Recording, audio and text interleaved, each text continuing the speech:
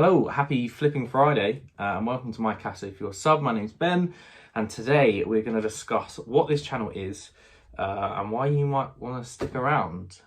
So yeah, let's get into it. Start and sort of explain who I am and why I'm doing this and what this all is. I just want to say a massive thank you to everyone that's already been a part of the journey. This whole thing started on Instagram, and I guess now we're kind of progressing onto YouTube and making sort of more video-based content. But everyone that's already been a part of the journey, thank you so much. I couldn't have done it without you. All of the forums and Reddit posts and the Facebook groups and everything like that.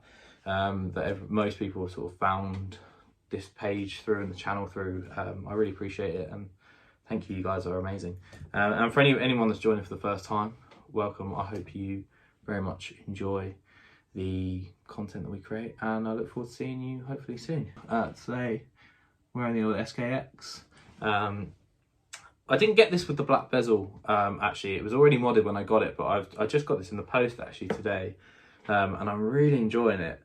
I actually bought it to potentially for a video a little bit in a week or so, to potentially sort of bleach the bezel, make it look sort of faded, but I'm really not sure now whether or not I want to do that. So I guess we'll see really.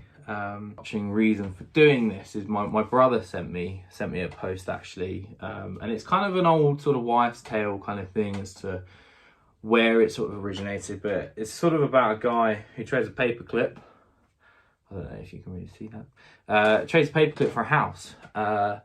My plan, as you can probably tell by the name of this channel, is my Casio for your sub. My Casio for your sub. I'm not wearing a sub, but it's a dive watch, so you get the idea. This is a light blue Casio F91W. This is actually my girlfriend's. When we were moving into this house, it was her birthday, so I kind of picked us both one of these up for each other, and she wears this all the time, which is really great, and she's really into watches as well.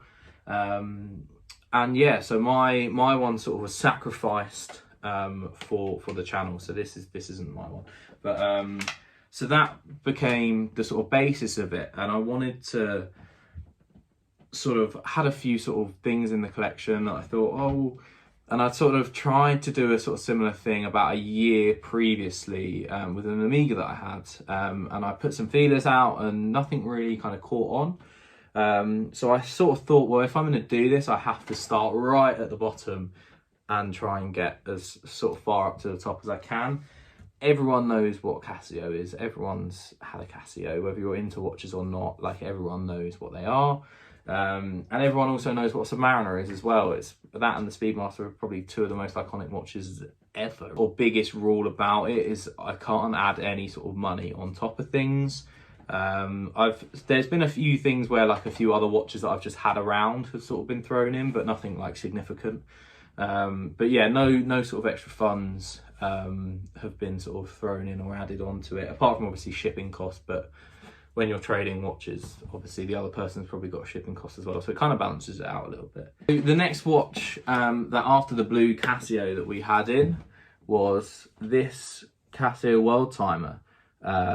This is a modded World Timer from a friend of mine here in Brighton, and who is Watch Bonobo on Instagram. Check him out, he's got a great page, some amazing photos. And yeah, he sort of said, you know what, I'll kick it off, and I'll trade you my World Time for your Casio. It did originally have a yellow mod on it, which I've sort of subsequently changed to this light blue kind of mod on it, and the sort of all the markings have been sort of bleached off as well, which is really cool. So it's a very sort of minimalistic version of one, which is really cool. And this went very quickly as well, actually. To a guy in America, which was the first sort of international shipping that we had sort of on the channel, which has been quite a big theme in the whole thing. Most of the watches have come from here, there and everywhere. So the funny thing is about this watch actually is that because of the value of it, it's a step up from the F91W, but it's not like Submariner level price. So when I came to look into how much it was going to cost to ship the watch, it actually cost me the same amount just to buy Daniel a new one on Amazon. So that's what we did. We kind of spoke about it and kind of said, hey, I can just get you a brand new one. It's going to cost the same amount of money as if I shipped this one to you. He still gets the watch.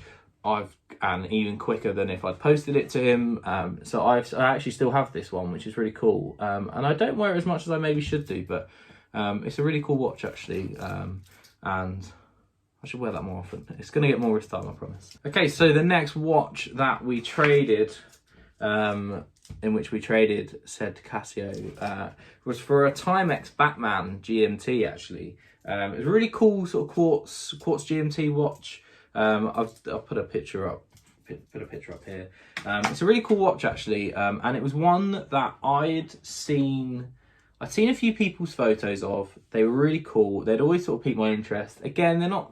It was a nice sort of jump up from that one as well, which was really fun. But yeah, there was a few sort of offers that I was a bit like, ooh, I don't know, like we try and get this, we try and get that. And I think this sort of trade was when I sort of realised very quickly that the sort of plan to have certain watches at certain times in this journey just doesn't work. It's quite hard to sort of go after until you kind of get further up when people are more specific about what they're trading. It was kind of a like, I'll take anything that I like kind of thing at that point. And this Timex Batman came up and it was a really cool watch. I'd actually previously seen them online and was like, I'd love to get one of those at some point, but sort of never got around to it. So it's really cool to have that. I had it for a couple of weeks. The next watch on the list is this Seiko Land Monster. Now this is quite an interesting one because we never actually got to have the Land Monster here.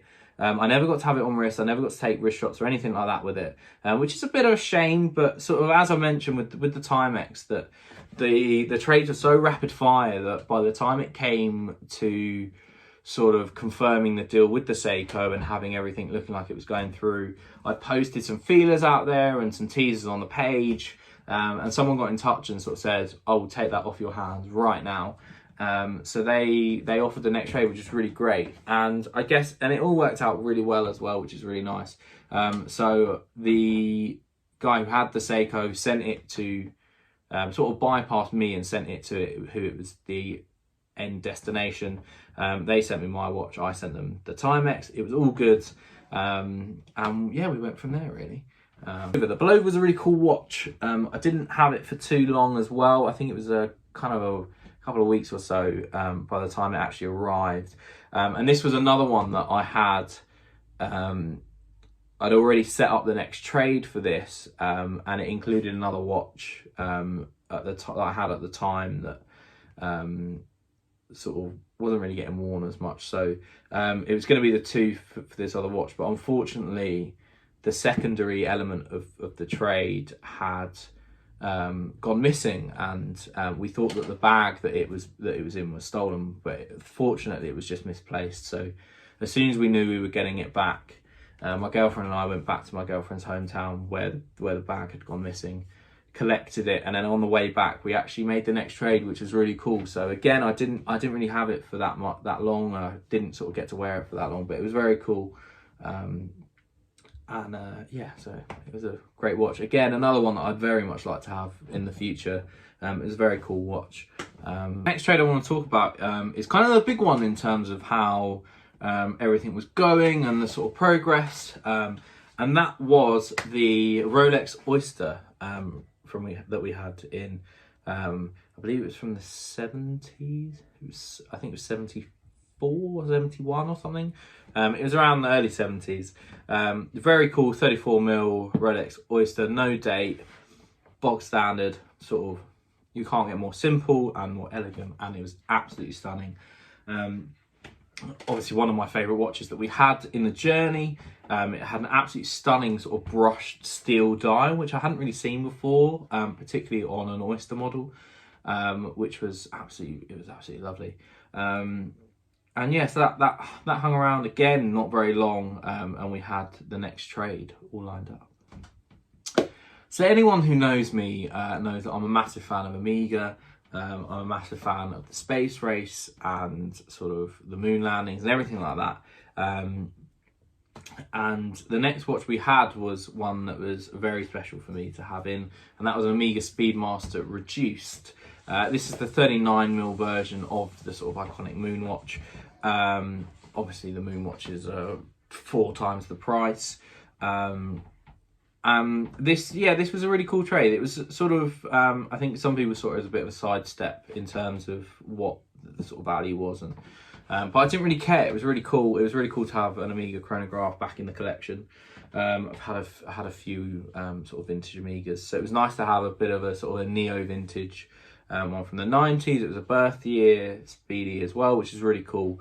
And yeah, that sort of hung on for a while a bit, until the next trade came in. Now this one I didn't really see coming. It was quite unexpected. I wasn't particularly looking for anything to trade at the time. I was kind of quite happy just to sort of take a bit of a break from it and kind of just enjoy the Amiga for a bit.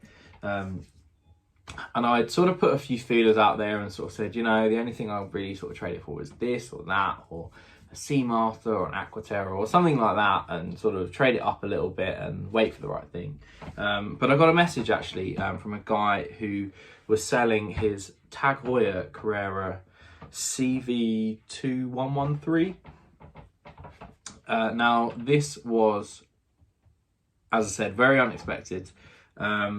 And again, they were fairly similar in value. Maybe the Amiga was worth a tiny bit more, but the sort of trade that it involved was very much in my favour to do the trade, and it made a lot of financial sense at the time. So we sort of decided that was going to happen, and we'd do that. And actually, I really loved that watch. I very much liked the Amiga. It was amazing. It was lovely. The tag was pretty much on par in terms of quality, and the sort of finishing was immaculate, and it was fantastic. And actually, we just shipped it off yesterday. Now that watch was sold as opposed to traded. Someone offered me a really good deal on it. There was also another watch that I'd had my eye on for a while. This whole thing started with a little blue Casio, so to kind of go to that sort of level, I think it's pretty good. And this was all in the space about a month and a half, 2 months as well, which was I think was the thing that surprised me the most about it. I started this thing in January. It was sort of just after the new year. It's a bit of a New Year's resolution kind of thing, but as I said, I've been thinking about doing it for a while, and I think the timing kind of sort of added up a bit to do it at the time, and it was really cool. So the future of the channel and the page, obviously, at the moment we've sold the tag, we've got some of the money back, and we've got another watch incoming, which I don't want to reveal just yet, because I'll probably do like a reveal thing on the page or on here or somewhere. Which I'm really excited about. It's going to be really good. It's probably going to be one that I want to keep. As I said, I've been looking for one of these for a long time now, and particularly one at the sort of price that it's come up with. It's an amazing deal. It's very much going to be staying in the collection for the foreseeable future, which means we need something to trade and we need something to push up. And don't worry, there is a plan. We are going to carry on. There's not going to be too much of disruption to the service. It's going to be fantastic. I'm really excited about what we have lined up next and what we have planned. Obviously, you'll have to stay tuned to find out what that is. But sort of in the meantime as well, I think some of the videos that we're going to be making will be sort of reviews and sort of unboxings, and things come and go quite a lot with us. So there's sort of a nice amount of stuff that we can do, and sort of Q&As, and sort of do everything we can to sort of keep that sort of real community kind of vibe around the whole project and the channel. So thank you so much for watching. Please like, comment, subscribe, all that stuff. And we will see you in the next video. Thank you very much.